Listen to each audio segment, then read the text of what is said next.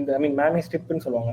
இந்த magnet strip என்ன பண்ணணும்னாக்கா உங்களோட இன்ஃபர்மேஷன்ஸை வந்து ஒரு மேக்னெட்டிக் கோராக வந்து இதில் ஸ்டோர் பண்ணி வச்சிருக்கோம். லைக் ஃபார் எக்ஸாம்பிள் நீங்கள் ஒரு அக்கௌண்ட் நம்பர் நீங்கள் நெட் பேங்கிங் பண்ணுறப்போ account number and PIN number கொடுப்பீங்க இல்லையா, அந்த மாதிரி இது அக்கௌண்டோட பின் நம்பர் வச்சிருக்கோம். ஒரு எக்ஸாம்பிளுக்காக நான் சொல்கிறேன், அப்படி வச்சுக்கோங்க.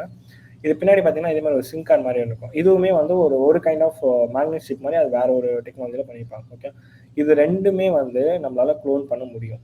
ஏன்னா நிறைய magnet strip reader and writer நம்மளால கஸ்டமைஸாக ரெடியும் பண்ண முடியும். ப்ராடக்ட்டும் அவைலபிளாக இருக்குது. இது வந்து ஒரு ஹேக்கிங் டிவைஸ் அந்த மாதிரிலாம் கிடையாது. நிறைய ஆர்கனைசேஷன்ஸ் அண்ட் அவங்க கம்பெனிஸில் வந்து செக்யூரிட்டிக்காக ஒரு லாகின் அண்ட் லாக் அவுட் வந்து இம்ப்ளிமெண்ட் பண்ணுறதுக்காக இந்த டிவைஸ் வந்து யூஸ் பண்ணுறாங்க. ஓகேவா? ஸோ இப்போ இந்த மேக்னெட் ஸ்ட்ரிப்ல இருக்கிறத ரீட் பண்ண க்ளோன் பண்ணுறது பார்த்தீங்கன்னா there is a product call. Purchase பண்ணுறப்போ இந்த மாதிரி கார்ட்ஸ் எடுத்துன்னு போயிட்டு அவங்களோட அந்த ஒரு ஷாப்பில் இருக்க மிஷினை வந்து நம்ம டக்குன்னு ஸ்வைப் பண்ணிடுவோம். பட் அந்த ஷாப்பில் இருக்க மிஷின் ஒரு ஸ்கிம்மராகவும் ஒர்க் ஆகும்.